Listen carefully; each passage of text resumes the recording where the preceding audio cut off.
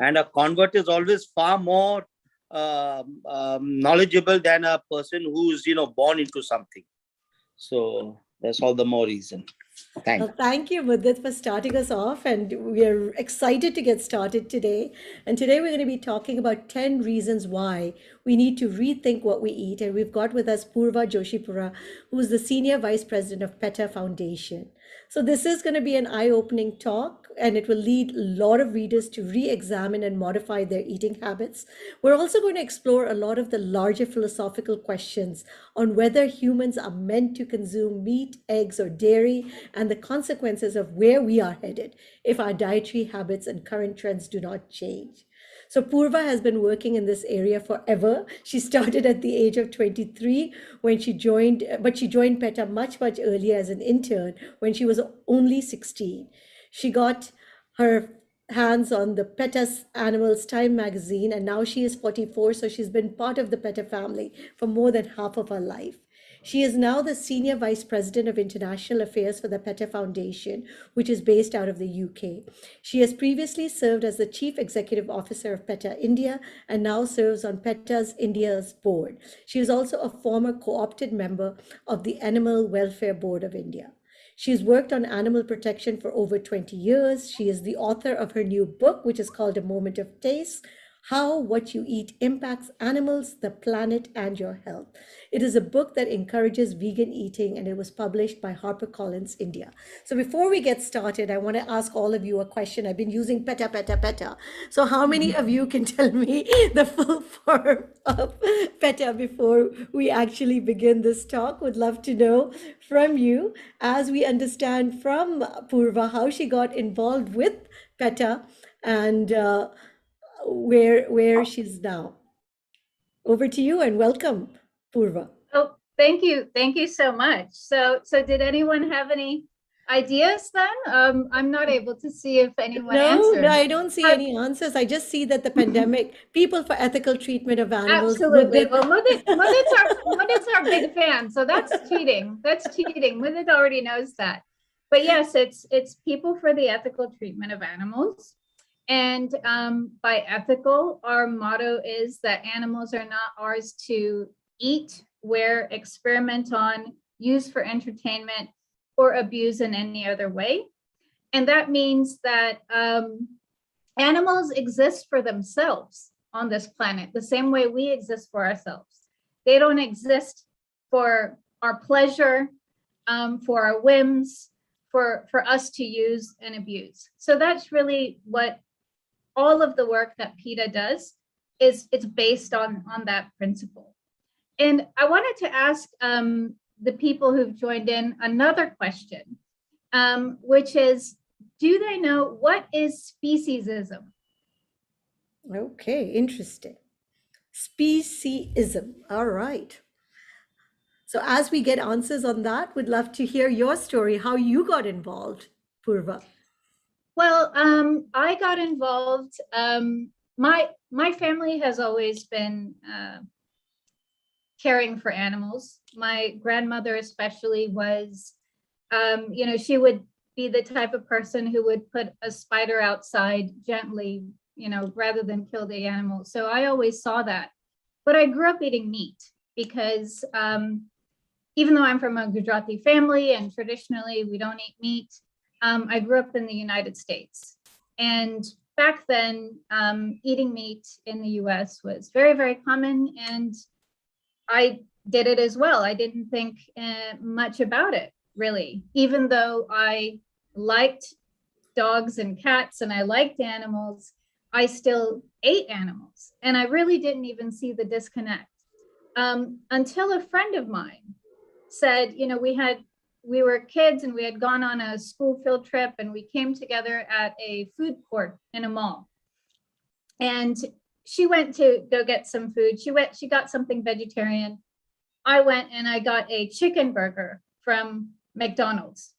And as we sat back down together, she said, "Are you really going to eat that?" And I said, "Yes, I got it." But her asking me that really started making me think, because she said, "Well, that's an animal. How can you eat that?" And she had recently gone vegetarian herself. And she went vegetarian simply because an animal rights activist handed her a leaflet and she read it and it made sense to her. So because somebody handed her a leaflet so many years ago and she spoke to me, that's how I ultimately became vegan. That's how I ultimately got involved in animal rights. And that same friend of mine works for PETA as well. She works for PETA in the US. So both of our journeys, both of our lives, and the lives of all of the animals we've helped in the process of working at PETA changed because somebody handed her a leaflet. So today we're hoping that we're handing out lots of leaflets. Yeah. It's amazing what, people think, oh, what good will that do? A world of good, a world of good. If you share a video from PETA's website of what happens to animals for meat, eggs, and dairy, somebody will watch that and it'll make them think. So I think anything anyone can do to help animals is always a very positive thing. You should never hesitate or think twice about that. But alongside, what I was saying, as part of, you asked me how I got involved, and I said, well, I love dogs and cats and still ate animals. Well, that goes back to my question to the audience. What is speciesism? So Anand has answered. He says, we favor certain animals and treat others as one wishes. Mudit has answers, you don't eat your pet dogs and cats, but animals out there. Absolutely. It's an arbitrary ranking of the value of an animal. And it's totally arbitrary because we may think of dogs as friends, but in some parts of Asia, they think of dogs as food. We may think of cows as mothers, but in the United States, where I grew up, they're beef and shoes. And so what makes an animal a friend versus food? There's really no good, they're not inherently food. Pigs and dogs, they're both sensitive, intelligent animals. Their intelligence is comparable to each other. You can't base it on intelligence. You can't base it on their ability to feel pain. And so it really is just an arbitrary ranking. Whales, in the Western world, you have all of these Save the Whales campaigns, but in Japan, they often kill whales for meat. And so PETA is an anti-speciesist organization. So we acknowledge this as a human supremacist worldview. And we reject that because all animals want to live free from suffering, just as we do. Well, thank you. Thank you for telling us that. I want to ask you, because PETA recently advised in a letter to WHO that it is not a matter of when, not if the next pandemic will occur. As long as live animal markets are permitted to continue endangering both humans and other animals, the same goes for farm, factories, and slaughter. The meat trade is putting our lives at risk. So what does that mean? Because I think I've also seen the question come up that most of the pandemics that we have seen, all of them have been started from some kind of an animal-borne virus. That's right. In fact, about 75% of newly emerging infectious diseases in humans originate in animals. And the rate of infection and new diseases has been increasing rapidly over the last few decades. So we have to look and see what we have been doing to animals and nature in the last few decades to really understand what that's all about. So COVID-19, we've all been affected by it. It is largely believed to have stemmed or spread from a live animal market in China.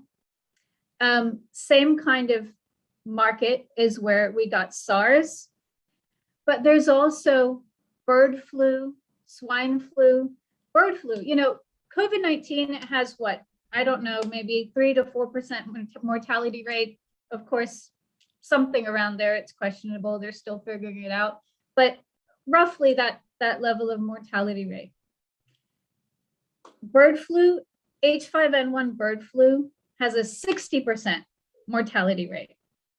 And bird flu is spread through the live poultry markets, the kind of markets that you see on every Indian street where people buy chickens to kill. They're spread from factory farms, which are these severely crowded facilities, bleak facilities, where hundreds or even, when it comes to chickens, thousands of birds are reared in the same place, either in crowded sheds or in cages for eggs so small that they cannot even spread a wing. And in these places, disease spreads so easily, like wildfire. Swine flu, for example, swine flu, the version that was circulating starting in 2009, it killed over 575,000 people in the first year that it circulated. And that came from a variety of flus that originated in a pig factory farm in the United States. And similarly, there's numerous other diseases. Nipah virus first affected human beings at pig farms in Malaysia. Even Ebola and HIV first originated from the butchering of wild animals. That's how human beings first got HIV and Ebola. So these and so many other diseases are linked back to our treatment of animals. And the reason why we're seeing these diseases coming about more and more rapidly is because these days there's more and more factory farms. Today, about 70% of the world's animals are raised on factory farms. And factory farms are these places where you're trying to maximize profit from the least amount of space, the least amount of resources. And so these places are severely crowded. The animals are denied everything that is natural and important to them, including movement. And the only reason they're kept alive at these places is because they're pumped full of antibiotics, which causes a whole other host of problems because it contributes to antibiotic resistance in humans when drugs we need start becoming less effective.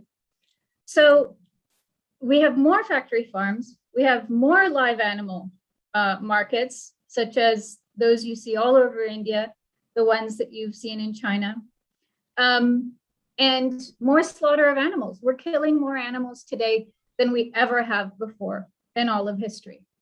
And so for all of these reasons, including also going into the forest now, cutting down trees, oftentimes to make room for the animals that we raise for meat or the crops to feed them, or for other human endeavors.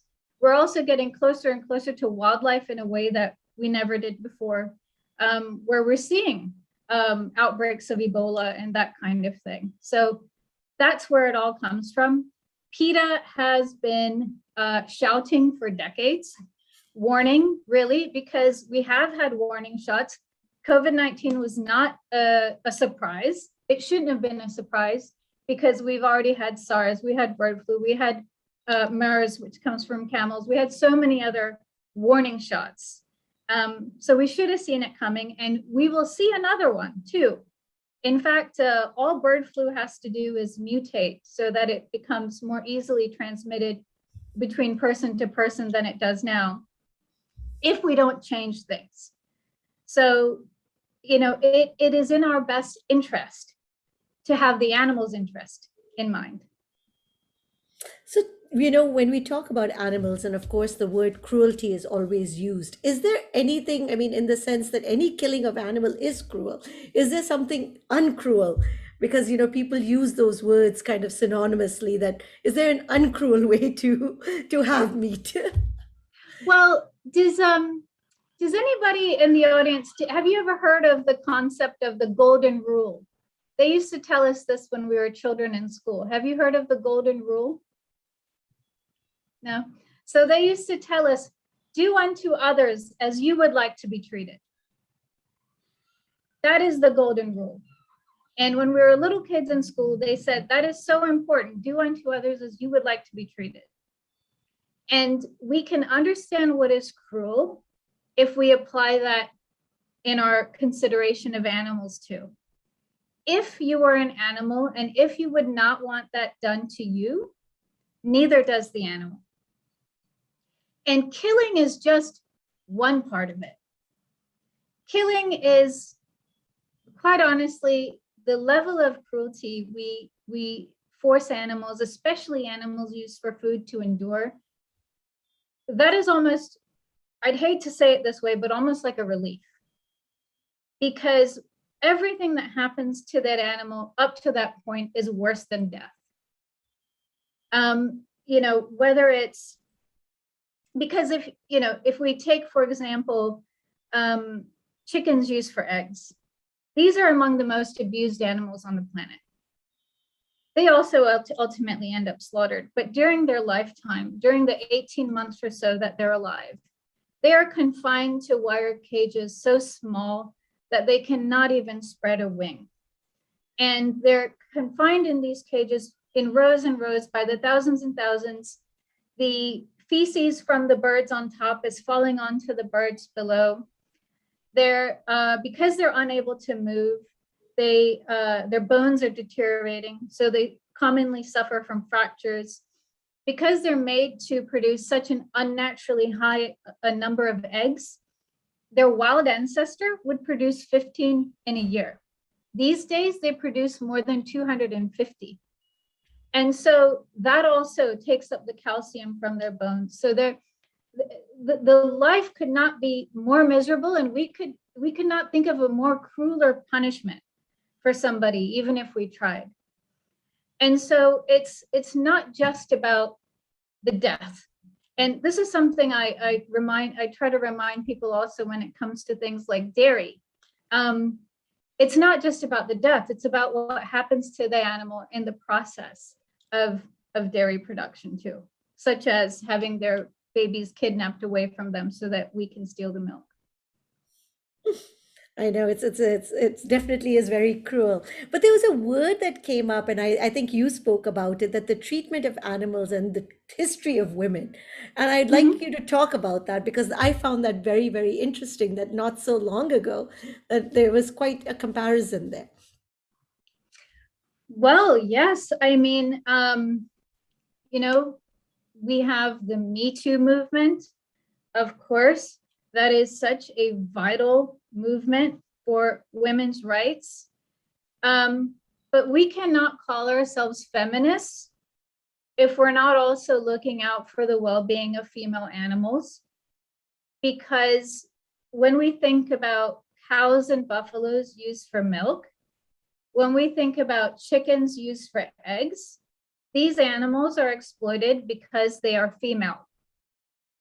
They're exploited for their reproductive systems. Their reproductive systems are manipulated for our gain. Now, it's even hard to describe, but it's the reality. So a lot of people don't even realize that cows and buffaloes, like human beings, have to be pregnant or recently given birth in order to produce milk, the same as us. And so the way that happens is that a mother cow or buffalo will be held down by men on a farm. And while she's struggling, a man will jab his arm up her backside and insert a rod into her vagina in order to artificially inseminate her. It's an extremely crude, painful process that if this happened to a woman on the street, if a woman was knocked down, held down, and somebody jabbed something up her, Or if this even happened to a dog, what would we call that? And so why is it any different if it's done to an animal institutionally? So these animals, you know, when we talk about women's rights and females, mother cows suffer that process. They suffer their babies being kidnapped away from them because they, so that humans can steal the milk. And then they suffer murder, usually at the end when their milk production wanes. Chickens used for eggs are also artificially inseminated. And they too, everything that happens in their life, as I described, their very bleak existence of essentially living in a tiny cage, hardly larger than the size of their own bodies, is because they are female. And so we have to expand our circle of compassion to be looking out for all females, not just those of our own species. You also used a term called inclusive veganism. What is that? What is inclusive veganism? Because I thought it was either you're vegan or you're not. So what does it mean to be inclusive veganism? Oh, that just means being vegan is for everybody. So there's vegan Muslims, there's vegan Christians, there's vegan Hindus, there's vegan atheists. You know, there's vegan poor people, there's vegan rich people. It just means being vegan is for everybody, and everybody is welcome to being vegan, because it is an ethical stance. It is for animals, or it is for one's health, or it is for the planet. There's no exclusion. You know, whereas if you come at something from, say, for example, a religious point of view, then someone of a different religion may feel excluded. And so that's really what that means. Another way that we may want to think about inclusive veganism is that it not being simply dietary, not wearing animals, not testing products on animals, not engaging in activities that harm animals, like watching an animal circus or something like that. And so we have all sorts of resources on PETA India's website. We have a database of cosmetics companies that don't test on animals that a person can look at. We have something called PETA Approved Vegan, where we have companies that are selling vegan fashion products and so on, that are using our logo to highlight that those products are vegan. So there's all sorts of resources on PETA India's website for people looking to live vegan. So I think you've given us the background of why veganism is the way to go. And there are 10 reasons why. Let's get into that. So why is veganism the solution? Okay, well, let me ask people, how many animals do they think are killed every year for food? How many do they think? Wow, we're 7 billion people, so I'm trying to calculate the number. Over Would 1 it says billion. over a billion? Yeah, over a billion, definitely. I would Any say other also guesses? over a billion, yeah. Well, it's 80 billion land animals a year and up to trillions of fish. So that's 10 times the number of human beings there are on the planet. We kill those individual animals for meat, and up to trillions of fish. So one of the reasons why we need to rethink the way we eat is because the animals are intelligent, they're capable of feeling pain, and they do not want to suffer, and they do not want to die. And chickens, pigs, and other animals used for food, they're so much smarter, so much more sensitive than many of us give them credit for. You know, now scientists tell us that chickens' cognitive abilities is on par with those of cats, dogs, and even some primates. that pigs are as smart as dogs, that cows have long memories, that fish use tools and have sophisticated social structures. And we're kind of just getting around to understanding that. And there's a reason for that. There's a reason for that, because a study revealed that when the study participants were told that an animal that they're not familiar with is food, they regarded that animal as less deserving of concern than when they were told that same animal is not food. And in another study, it was found that when told an animal was going for slaughter, people who ate meat reduced their view of that animal's mental abilities, while vegetarians did not. In other words, well, the researchers surmised that this was a defense mechanism to allow meat eaters to consume animals without much remorse.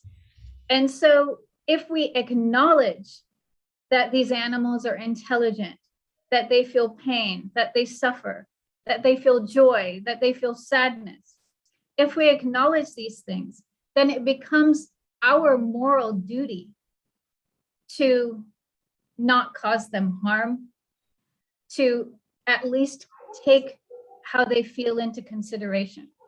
That's why so many people would rather believe that these animals are stupid and that they don't feel pain, when there's no truth to that. So reason number one, I would say, is because animals are intelligent and capable of feeling emotions.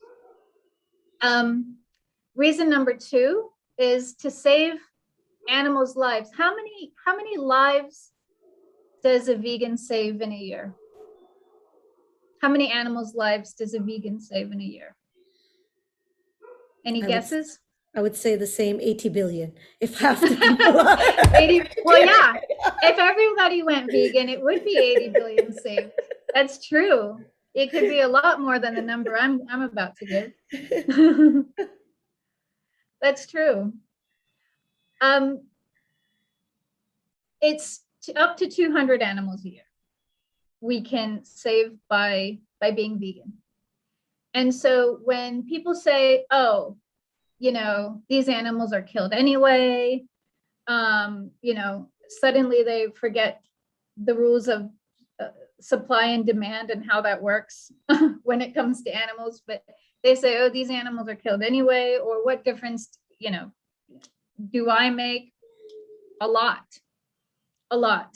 These animals are killed because we use them. So by not using them, you save animals. And so saving animals' lives is the number two reason.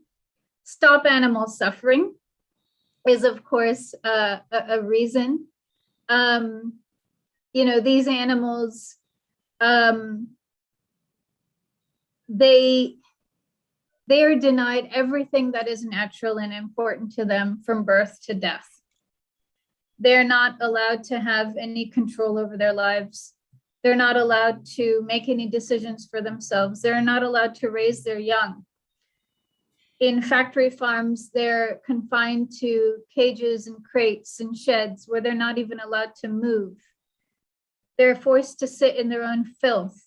They're often mutilated. You know, pigs often have their teeth clipped or their tails cut off. Chickens often have their beaks cut, sliced apart. And the reason for this is because they're not given enough space. So out of frustration, they may bite another animal or they may peck at another animal. This can be resolved if they were simply given more space. Instead, the industry cuts their beak, cuts their tail, clips their teeth. They're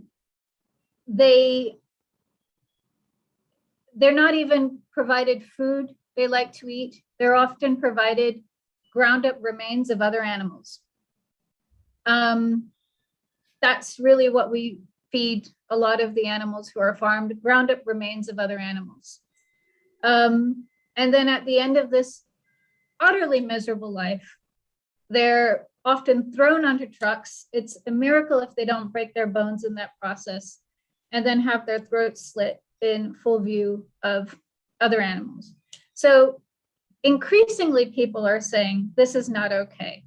And it's it's not anyone's fault really, because the industry works so hard to hide what they do from the public that it really takes some effort and energy to share this with the public. But increasingly, people are finding out what happens to these animals, and they want nothing to do with the cruelty. Another reason is to protect our own health. So I just wanted to show one slide, if I can.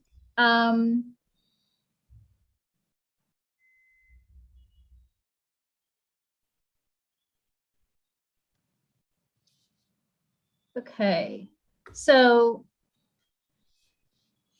this is put out by Physicians Committee for Responsible Medicine. They're a doctors organization. And here is a comparison between meat and tobacco.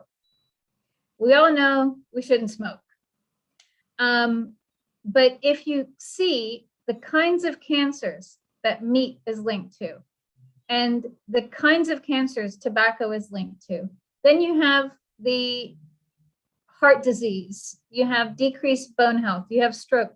There's so many comparisons between meat and tobacco that this doctors group says meat is the new tobacco.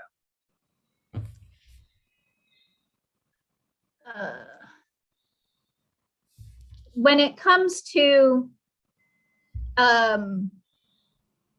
eggs and dairy as well, you often hear people say, "Oh, we should eat eggs because protein or whatnot." Well, you have far more protein in a cup of dal than you have in an egg.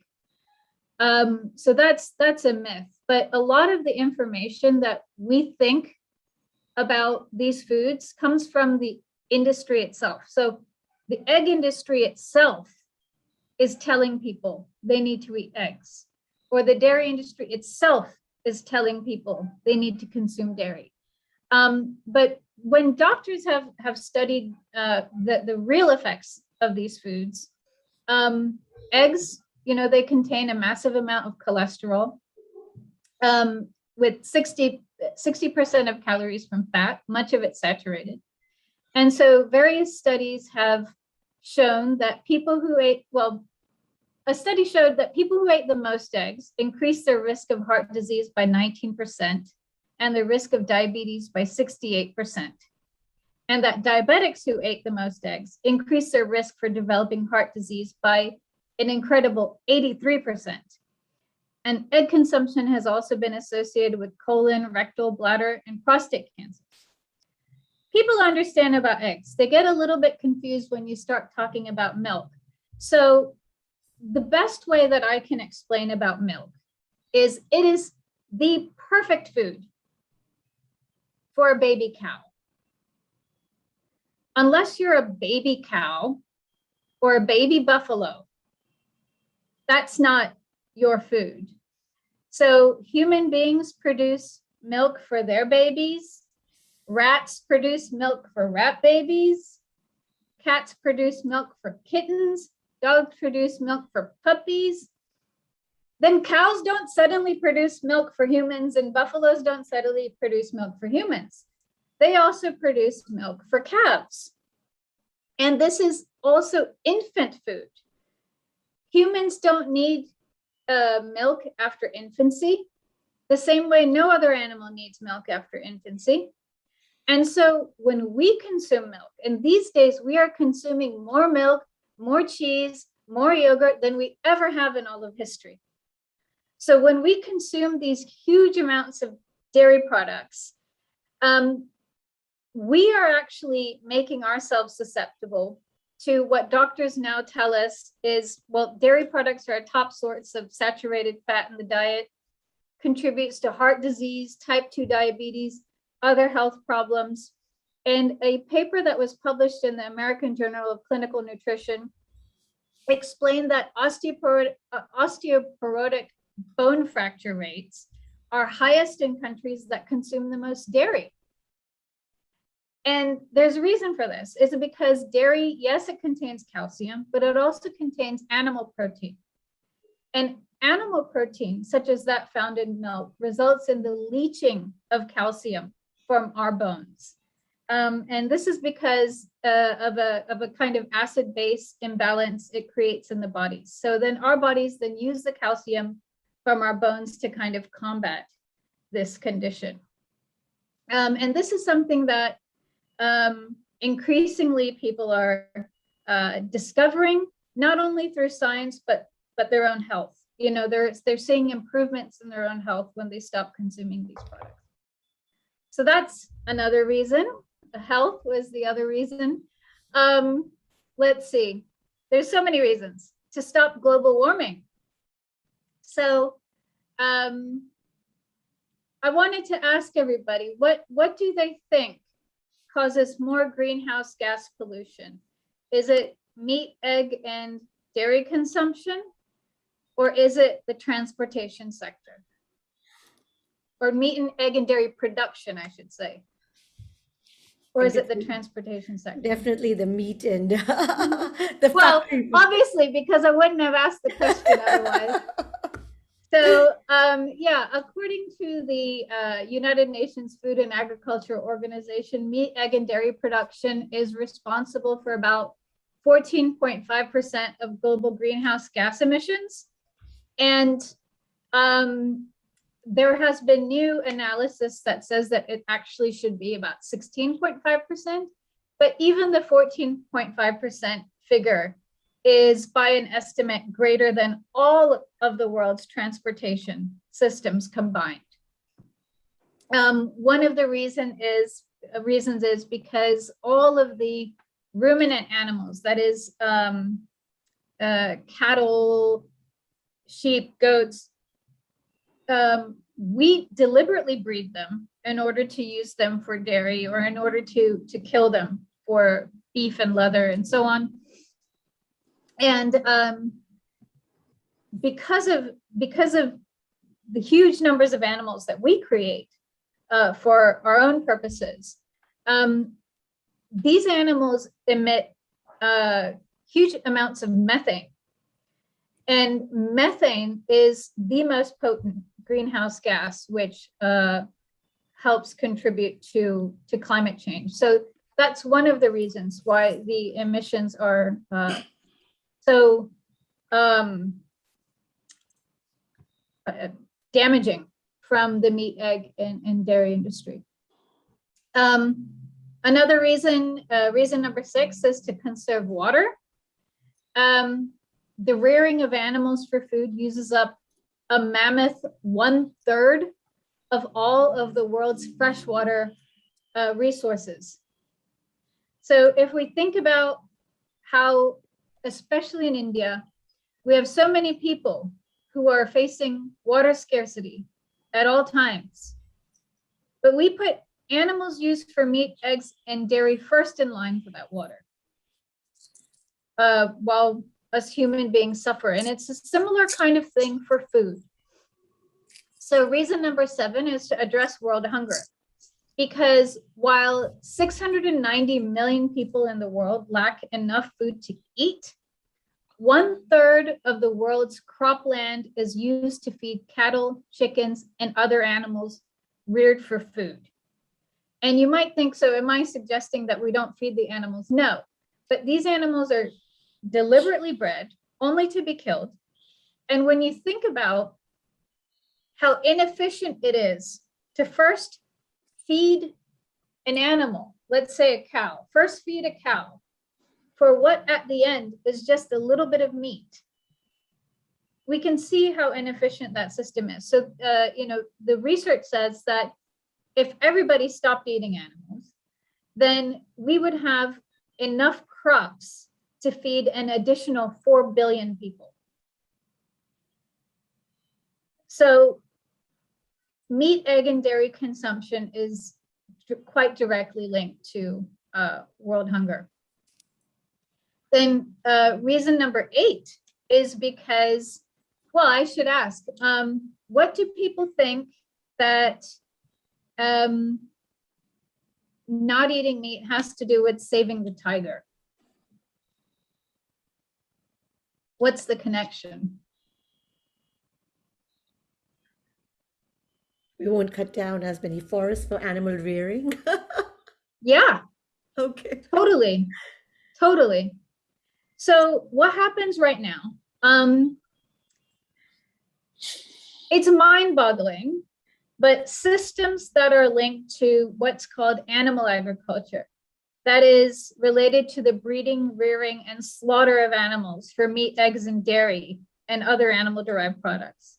These systems, they occupy nearly half of the global surface area, nearly half.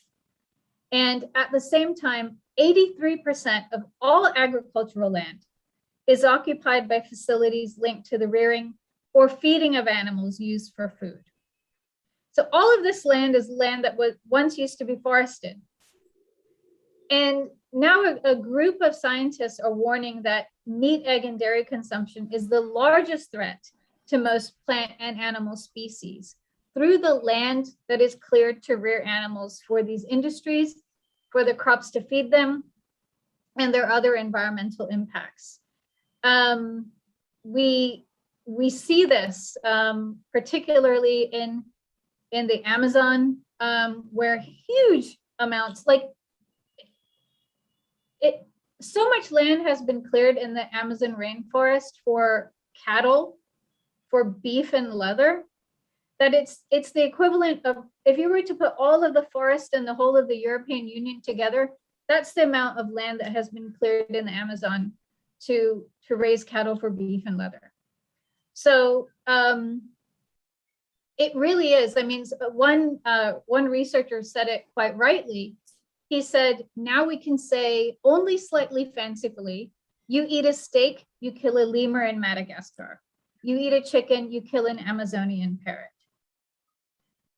And sadly, these researchers looked and they saw that most of the anticipated deforestation for meat, eggs, and dairy in the future is going to be happening in countries that are extremely rich in biodiversity, like Brazil, for example, or India. Reason number 9 is because it is speciesist to eat animals. We talked about this before, how who we call friend and who we call food is arbitrary. And instead we can choose to extend our respect to all of the animals in the animal kingdom. And number 10 is because we can still have a meaty and creamy taste if we choose to. So these days, there are so many vegan meats, vegan eggs, and vegan milks and other vegan food products available to choose from, that you can have the meaty or creamy taste without harming a hair on an animal's body. And you know, before we started, you and I spoke about, well, whether that's expensive. Well, there's so many recipes on the internet now where you can make these food products at home yourself. So you don't even have to go out and buy them. So one of the questions always people have is that, look, we understand that we're having an impact, but I'm not really ready to turn vegan. Is there some midway path? We spoke about this before too, and I told you what I was going to say. That if we look at child abuse, would we say it's okay to beat a few kids? You know, if we look at other social injustices, is it okay to have a few slaves? You know, or to force a few children to work? So as far as, it's always good. I don't want to discourage people from reducing meat, egg, and dairy intake. But if you want to make sure that you're not contributing to cruelty, then every time you eat meat, eggs, or dairy, or wear leather, or so on, you are contributing to cruelty. But there is a good midway point in that if you still want the meaty taste, still want the eggy taste or the creamy taste, you can opt to use the vegan meats, the vegan milks, the vegan eggs. I made vegan eggs a little while ago at my parents' place using chickpea flour. You can see there's so many recipes for it on the internet. So there's taste is no longer an excuse because taste has been satisfied through these products. And so really what excuse are you kind of left with? Taste is satisfied, health, of course, is satisfied because, research says vegans live longer than meat eaters. So we can come up with excuses, but it becomes harder and harder to do so. Well, I'm going to take a lot of audience questions now. Mudit, go ahead. And then I think I'm going to take from Amita. Go ahead. So, hi, Sukriti. Thank you so much. So, I'll just make a few add to what Poorva said very fast. So, we live in a celebrity-led world. Carl Lewis, Martina Navratilova, Madonna, Amitabh Bachchan, and many others are all, apart from being celebrities, vegetarians. Watch this movie, Game Changers. The second is women are founders of all animal rights movements worldwide. So that's another hat, what do you call, feather in the hat for women. Maneka Gandhi, our own Maneka Gandhi said the triumvirate of environment rights, animal rights, and women's rights are all interconnected. And you can obviously see that.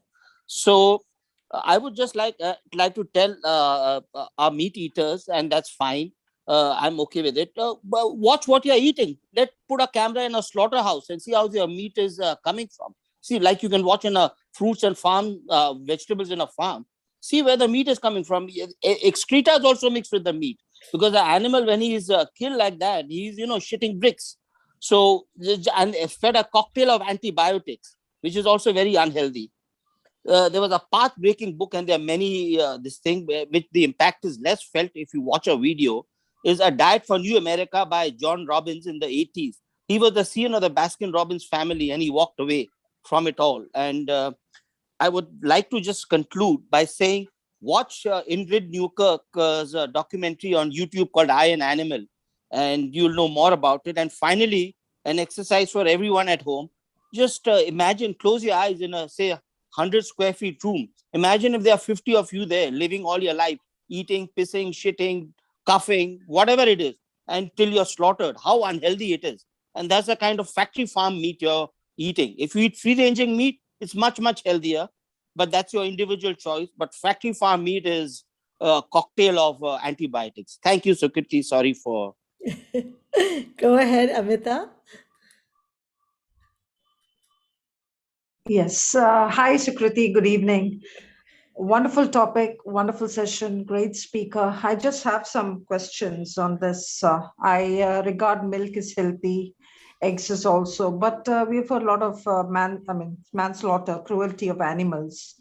We have the Animal Protection Act and everything in place, but still we do hear cases to animals, when we say that milk is, we get all from animals, right? From the cow, and we get the eggs as well. See, these are very healthy for us. At the same time, we have to protect them, right? With the act. And I don't know why a lot of cases are coming up with animals and thereby with the Prevention Act. And why isn't anybody not doing, though there's a forum of it, the Peta, as it mentioned. And I don't know what are the things that people can overcome all this, keeping in place all those things. When they say, lots of things, even today we hear people talking about protecting animals, right? Don't endanger them. And we are taking milk and egg. We fail to think about them, right? From where we are getting it.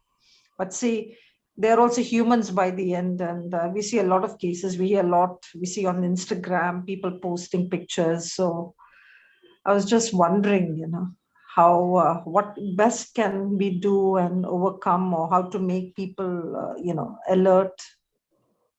Yeah.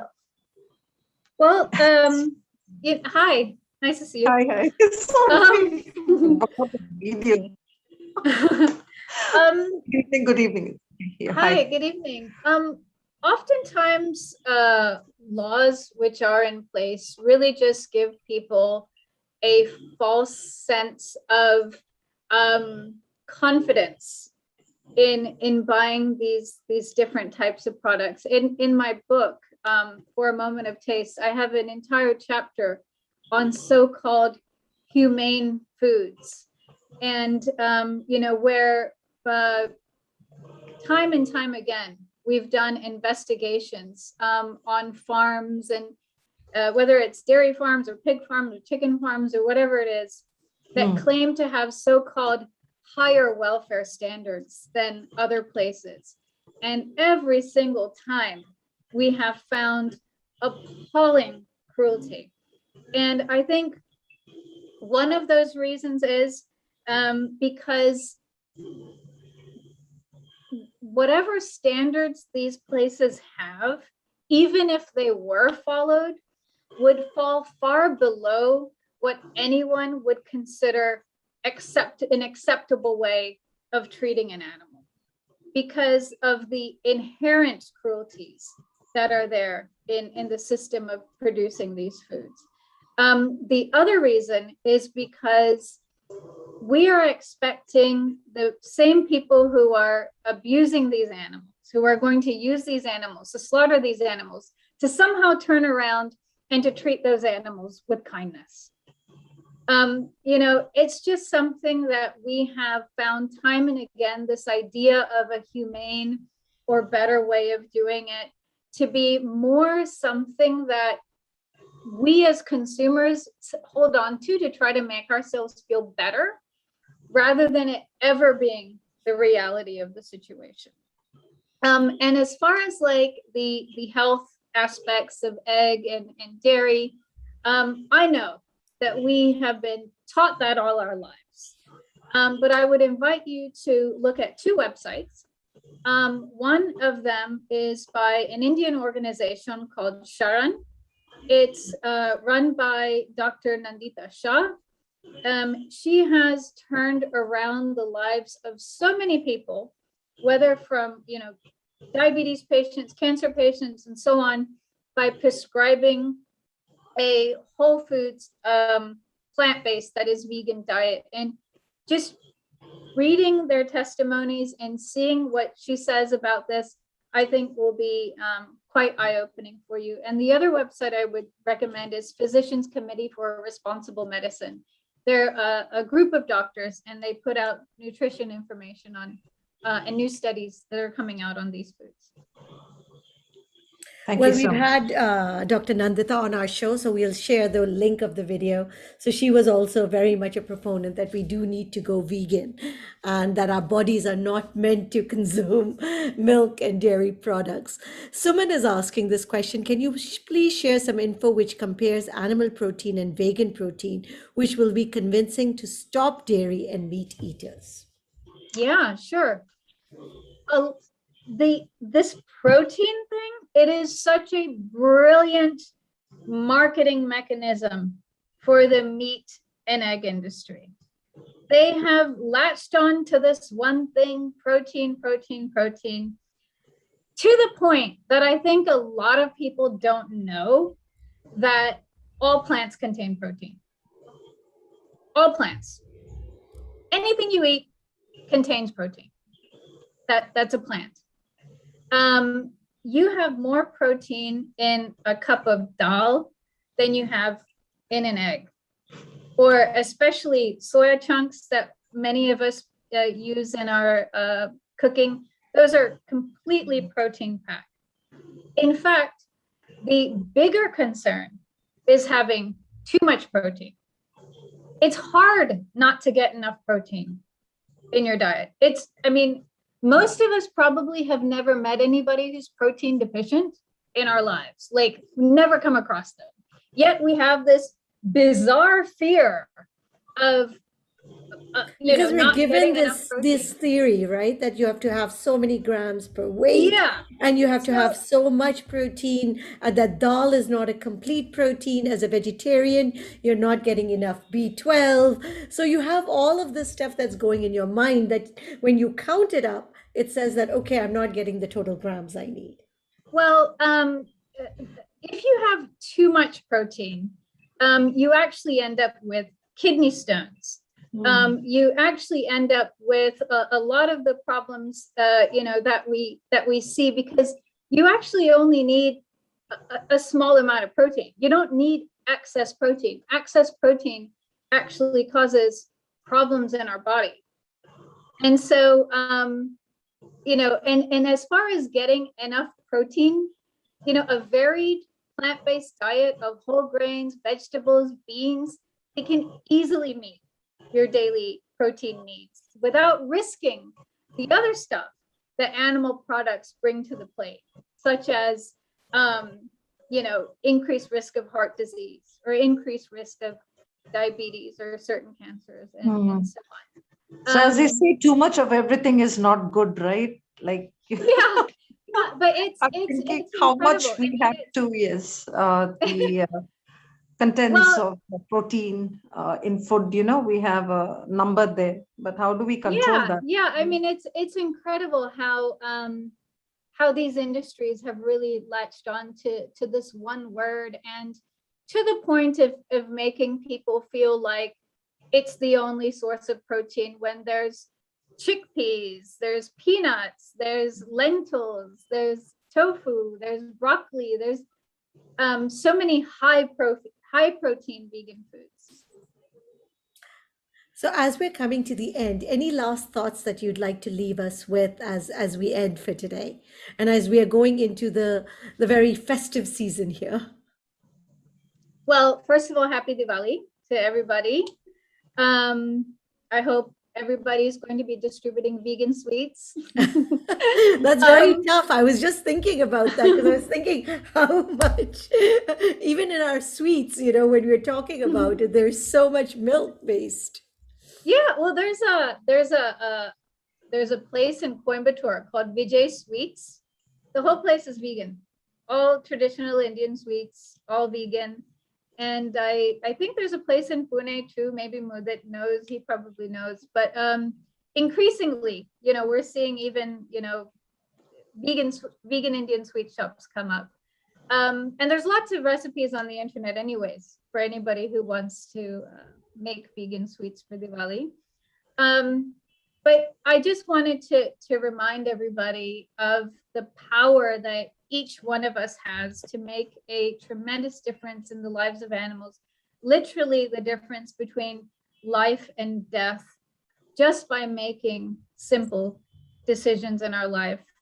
What we're choosing for breakfast, what shoes we're buying, whether we're putting makeup on our faces that have been tested on animals, really with some very basic compassionate choices, we can literally save animals' lives. So I'd encourage people to think about that, to go on to petaindia.com and to get inspired, see what other ways, easy ways that they can help animals.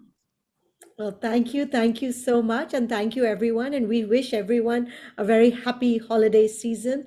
I think something to think about as we are thinking about what do we do post-COVID, how do we change our lives post-COVID, what needs to be done post-COVID, because I think we're very quick to forget, so we're almost, I think I mean, for me personally, I also see that we're coming out of such a big situation, but we have already forgotten. And we're almost going back to our habits. So that's why we wanted to do this talk, maybe as a reminder to ourselves also, that yes, we need to think and we need to be conscious to prevent any one of the next pandemics that could happen. Absolutely. And I also wanted to take out a moment to thank Mudit, because he's the one who introduced us. Yes, So thank you, thanks, Mudit, as Mudit, always. for making this possible. Well, thank you, everyone, and happy Diwali to everyone. Thank you.